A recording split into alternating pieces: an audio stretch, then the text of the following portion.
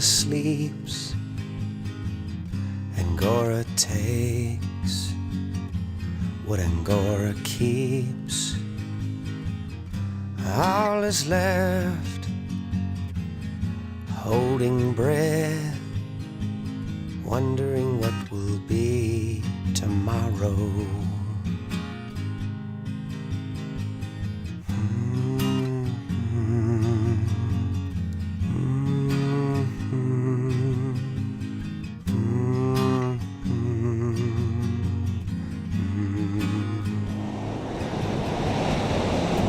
Red glow along the summit echo, and all has changed along the shore.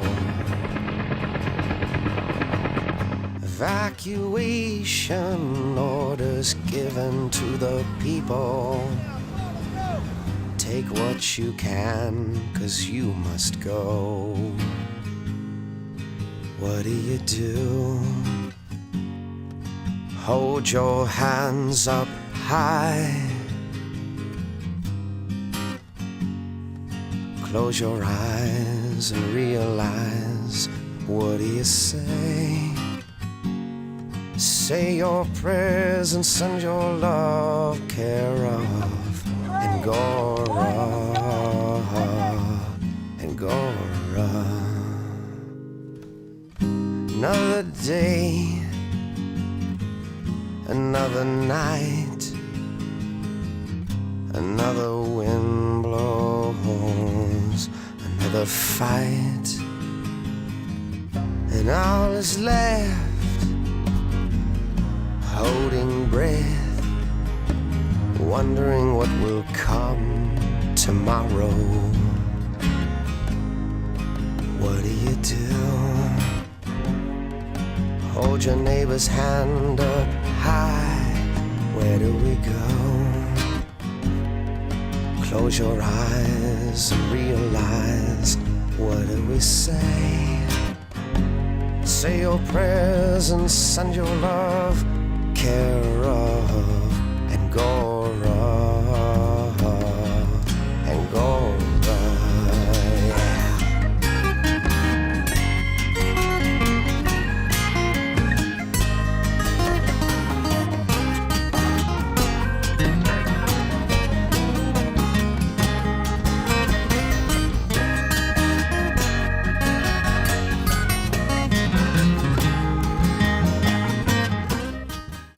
This county is a beautiful place, isn't it?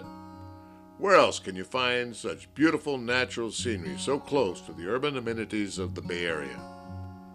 Not surprisingly, many immigrants from nearby cities have chosen to build big custom homes and live here in the forests, valleys, and hills of the Diablo Range.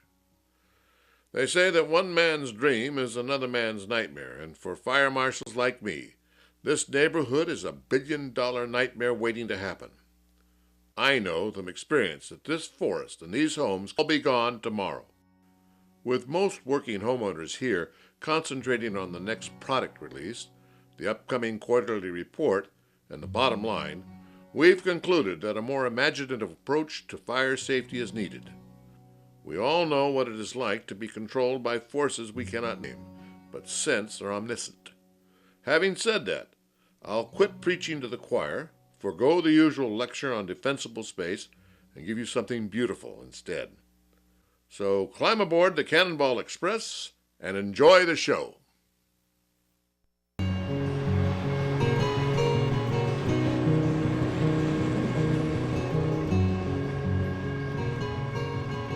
What was that? It's Cannonball Express, an historic steam engine. Wasn't she beautiful? You should warn people. You didn't hear our announcement? Please, you just need a cup of coffee. I don't need any coffee after that.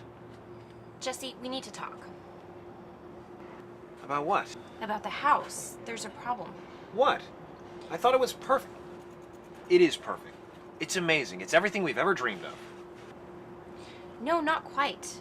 The fire marshal said that our area is a fire hazard waiting to happen. And we can't get any decent fire insurance because the insurance companies have redlined our entire neighborhood. Well, it doesn't make sense to me, and I thought you took care of this. They haven't redlined it, they're just limiting their exposure. Anyways, honey, who cares? It's beautiful. It's a great place to raise a family. It's quiet. And there's not much we can do about it now. We've already moved in. Have you looked at the yard? We can start with the landscaping. Oh, what about it? The fire marshal said to replant all the flammable plants out back and use native plants and grasses. What are you doing talking to the fire marshal?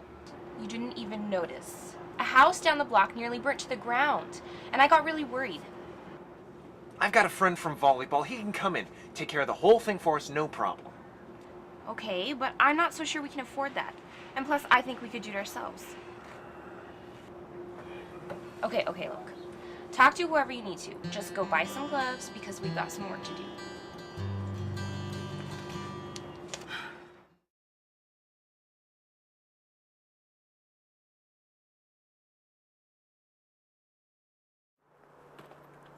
Hey, Tio, sorry to barge in on you like this. It's just this kind of major. No problem. How's a fixer-upper? Definitely a fixer-upper. Aren't they all? Well, this one especially. I can think of a lot of things I should have noticed on the first walkthrough, like the smoke detector going off all night. Anyways, Helen wants to take care of the painting because she's artistic, so she wants me to handle the landscaping, only I don't know the first thing about yard work. The weeds are 3 feet high, and now she's nagging me about the fire danger. So what do you need? I was wondering if you could come out and take care of the yard. Helen's got this nesting instinct, and all the brush around the place is making her nervous. Well, I wish I could, but I'm booked solid for months. Any way you could fit us in? If I could, you know I would. Can you recommend anyone? Well, truth be told, Jesse, it's really not that hard. I mean, this place is probably as bad as yours. But if you and Helen just work smart and use hand tools, you can get your yard clear in about a weekend. 3 days tops. Do the most important thing first. Get yourself a ladder, clear out the rain gutters to prevent sparks from getting into the rafters. Bring in the dimensions, clerks will take care of the rest for you. Now follow me this way. Go.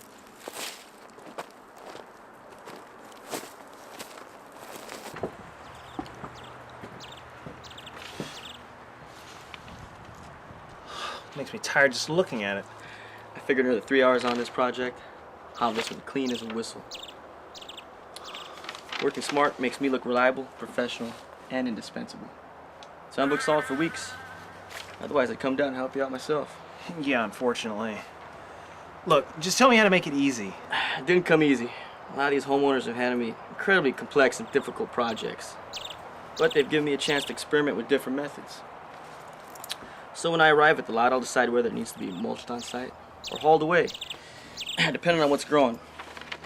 If it needs to be hauled away, I had a couple hours for labor. I figure 1 hour for chipping the brush makes for 2 hours of loading it up and hauling it away. Sometimes, depending on how heavy the fuel is, I'll weed whack it, leave the leaves, twigs, and other chop on top of the soil like a mulch. That's the best technique for winter erosion control. And it keeps the flame lengths down, just in case a fire comes through. I found this to be so much faster than just chipping the brush one branch at a time. So I have to rent a weed whacker, a chopper, and set up a pulley system? No, I mean, if you're just talking about weeds, go ahead and chop them down and dump them in your yard waste can, man. Simple as that. What about after that? Helen's saying something about replanting with natives. What's native to here? Well, the homeowner here wants to replant with natives, too. Matter of fact, I just got some seeds from the regional botanical garden. They've been locally gathered by trained botanists, rather than get some weed seed from Vineyard Supply that's been contaminated. Good folks at the regional botanical garden can help you figure out which ones you need. I guess that could look nice. But the homeowner, we're gonna have to take care of all that, right? Yeah, as most of my homeowners do. I'll keep tabs on it once in a while, just to make sure it doesn't get away from them. And as long as I do that, make some good word-of-mouth advertising. Tio, I gotta hand it to you, man. You got this stuff down. Just lots of experience, my friend. Lots of experience. You know my business card says I'm a tree cutter? That gives people the wrong impression.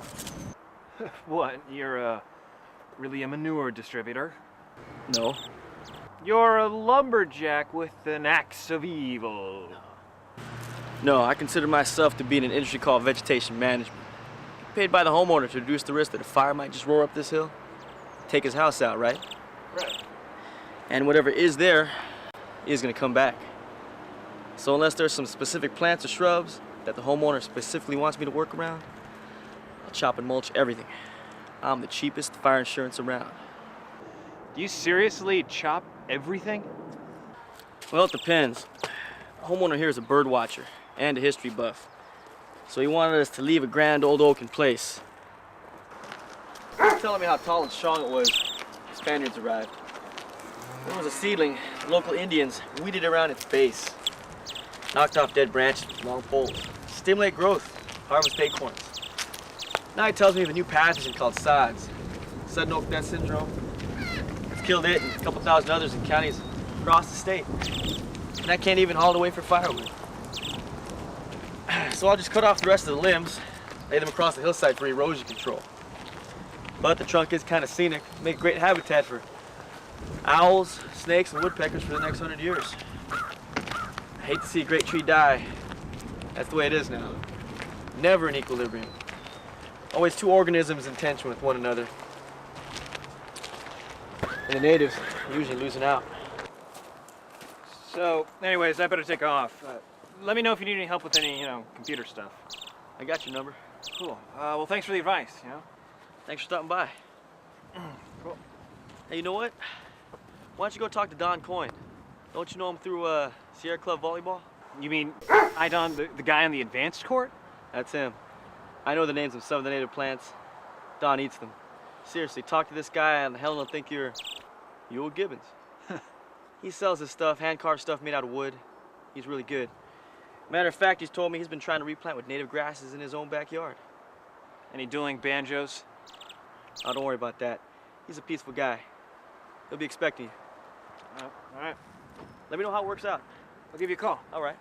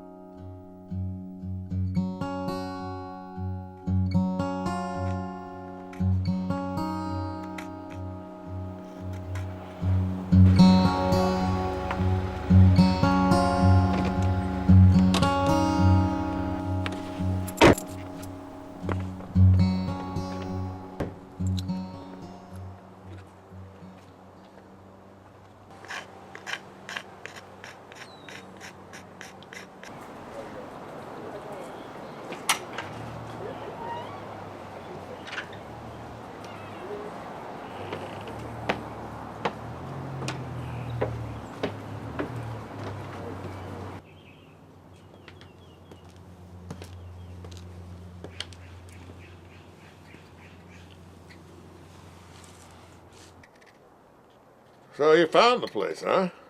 Oh, yeah. It's the only orange van on the block. Well, what brings you all the way out here? Tio mentioned you knew a lot about native plants and grasses. Oh, that's what he wanted me to tell you about. The elusive Nacella pulchra. I guess. We just bought this house up in the hills. You and Helen? Yeah. Oh, congrats. Oh, hold the applause. It's really just a $1 million fire hazard. I guess what firemen would call a natural-born loser. That bad, huh? Yeah, it's shake roof and everything. But we were thinking about trying to reduce the fire danger by planting natives. Smart move. I planted some native bunch grass here last winter as plugs. Some species were grown for me by the local nursery, some seeds I collected. Some were already here. It's really hard to reestablish grasses once it's been disturbed. The weed warriors say that all has to do with how the roots of the grasses battle each other for nutrients symbiotically. Disturbed? Oh, yeah. This all used to be just overgrazed rangeland. I found cow bones bleaching in the sun over on the other side of the freeway by the college. When I was a kid, when we first moved in here, we were driving downtown and there was a guy moving sheep along the road, just walking along. That was long before they built the freeway. You can barely see it from here, but there's barbed wire fences in a lot of these canyons. They follow the old land grant property lines. They used to build the fence posts out of redwood, long-lasting heartwood, virgin stuff. They're still there. They may have rotted off at the base, but they're just lying there covered with moss and all that barbed wire. Rusty as hell. So, where are you from? Boston. They taught us about the Civil War and founding fathers, and they even took us out to Valley Forge. We didn't have tract homes in our neighborhood. It was mostly just a hodgepodge. Out here it's all about the missions and dying Indians and gold rush and waves of immigrants, land hungry as hell, flooding in. So, what is it you want to know?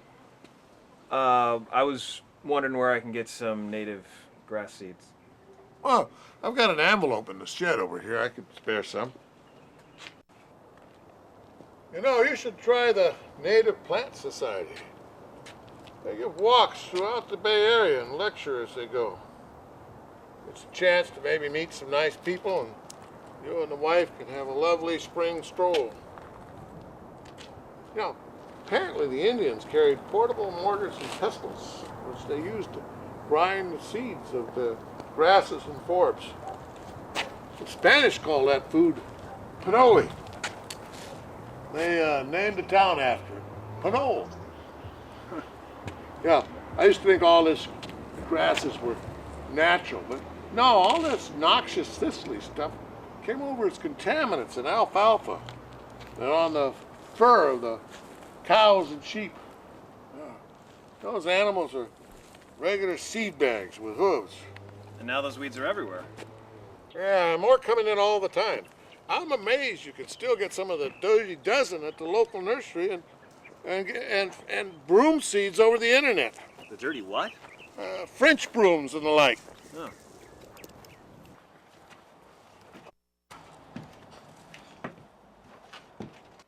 Anyway, let me show you what I've done so far. This is basket grass. It gets huge. It's easy to grow and should do well here. They say it provides good forage and cover for the wildlife. Like quail? Yeah, and songbirds like meadowlarks. It's good for controlling erosion, and it tolerates all the clay in our soil around here. It should get about waist high. This is red fescue. This one is supposed to be excellent for recovering areas overgrown with weeds. You can even mow it like a lawn. There's not much that competes with wild oats, but this will. I'll scrape off the wild oat seeds like a handful of darts in the spring and give the red fescue a decent chance. For fire protection, I've got this Mendocino reed grass. This one has roots that won't rot with overwatering as long as it's in well-drained soil. It also stays green late into the summer if you water it, so it really has to be a hot day for it to catch fire and burn. It's also the longest lived of the native grasses, so it'll be here for a while.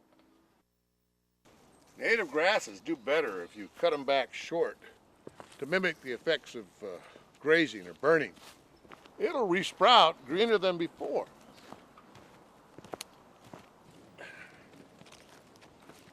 This stuff is going straight to the gully. This ditch wasn't near this deep when I was a kid.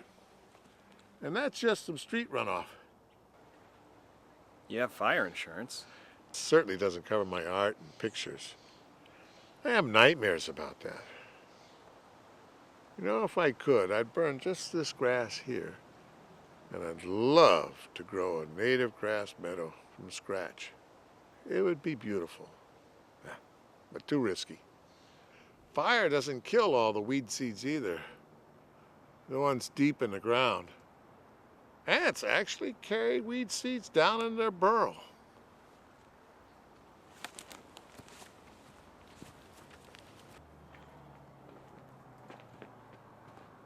There's a gully over on the other side of the canyon.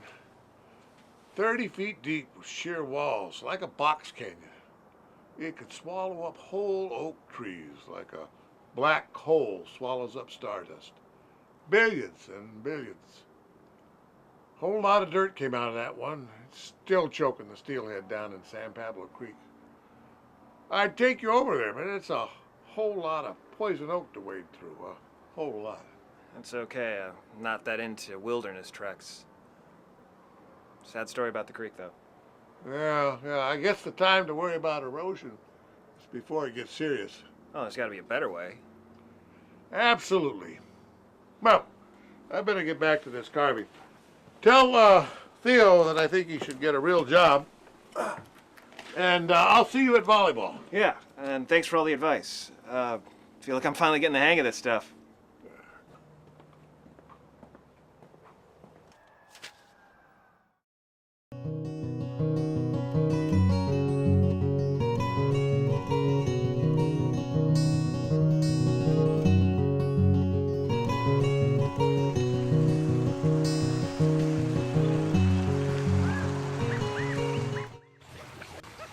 Good morning. Can I help you?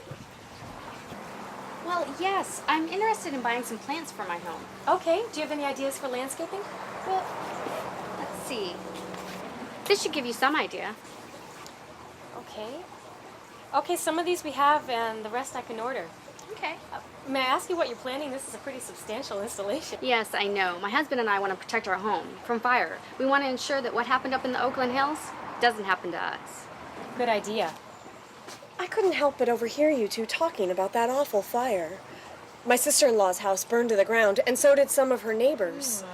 My husband and I just bought a home in the area. Are there bad fires around here? Oh, yes, indeed. Well, fires have been a natural part of the California landscape for thousands of years. And in the past, that was good for the land. But since we've started building homes on the land, then, well, we've suppressed the fires. So the fuel builds up, and now when there is a fire, well, it's a firestorm. And that's exactly why we compiled this list. Do you think you could show me some of the plants on my list? Mind if I tag along? I could use some help, too. Sure. My name is Karen. I'm the botanist here. I'm Helen. And I'm Claudia. Nice to meet you both. Likewise. Okay, some of these we have, and, well, some we don't. And some of these will work, and, well, some just won't. To start with, the ideal setting would be to have the first 30 feet from your home cleared of any vegetation. But most folks don't go for that style of landscaping. Not unless you like rock gardens. Well, what if you do want something in your home? What would you recommend? The penstemon, which is on your list. Oh, My husband and I are clearing away some area in front of our home, and that might work for us, too. say, we can do this together. What plants would you avoid? Those with a high oil content, such as eucalyptus or the callistemon, the bottle brush. These are some of California's biggest problems. They're non-native, and when they burn, whoa, it is just hot and heavy. That's frightening. They're everywhere. Say, what about shrubs and flowers? I love flowers. Well, I'd like to recommend the Achillea. Lovely.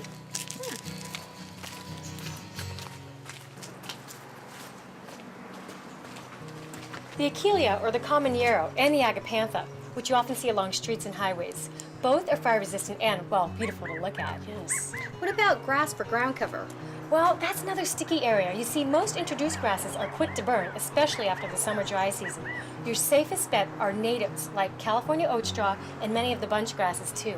So what's burning in those grass fires I see? Well, most of that is wild oats or Turkish straw. You gotta watch out for some of those exotic grasses, but don't shy away from them completely. You just gotta water them often to maintain high moisture content. You know, being aware really is half the battle. I suppose wildflowers are out. Oh, by no means. I suggest you plant the seeds yourself and include the whole family. I mean, nothing is more rewarding than watching the growth of a plant from seed to full flower. My kids love getting their hands dirty. Oh, well, smell this. That's heavenly. Sandhill sage. When in full bloom, its fragrance is intoxicating. Okay, so Claudia, where do you live? In the fog belt? We live in the San Mateo Hills. We only get morning fog, but lots of wind all day. Do you get afternoon sun? Morning. Okay, that puts you on the south face of the ridge. Do you know fire burns hotter on the south face of a slope? And we're at the very top of the hill. Oh, well, that's a double whammy. I mean, because of the wind. You know, my husband and I insist we do everything fire safe. Don't forget, you also want plants that will keep your home from sliding away in the winter rains. Chaparral currant does a good job of holding soil, and it provides cover and food for quail. Do Did you guys hear our resident flock when you drove in? No, I didn't hear them, but I saw them. They are so beautiful. There they are again. I like animals too. I'd like to make my yard a happy refuge as well. Well, the natives are the way to go. The wild strawberries and the stone crops are right there. The strawberry is an herbaceous perennial, which needs water now and then, and the stone crops are succulents, which provide the best fire and drought resistance.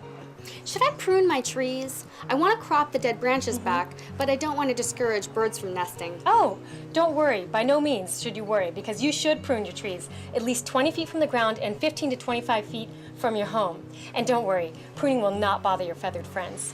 Well, I guess I should start packing my cart with some of these plants. I'm really excited to get home and get started. I'll help you. All right. I'll get the cart. You're so far from the nearest fire station. What precautions do you take against fire? Well, if worse comes to worse, we get out as fast as we can. But if we had time, we would pump water from the well or the pond. Aren't you scared living out here in the woods? What if everything burns? Well, plants we can regrow and greenhouses we can rebuild. If we really did have to evacuate, well, there might be some plants I'd try to grab, but I really just wouldn't take any chances. No, it's not worth the risk. It's not.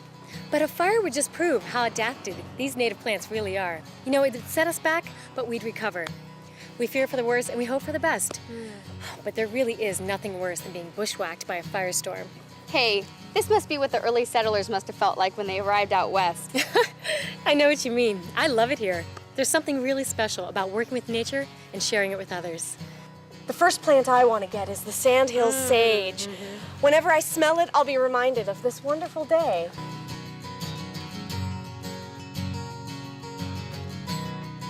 Helen and Jesse patched up their differences and lived happily ever after in a fire-safe home. With a little help from his friends, Jesse persuaded Helen that planning for wildfire is part of the cost of living in a Mediterranean climate. To her credit, Helen convinced Jesse that spring house cleaning should include painting the exterior of the house, cleaning out the rain gutters, and cutting the brush back. How aggressively you go about it depends on your health, wealth, and emotional attachment to material possessions.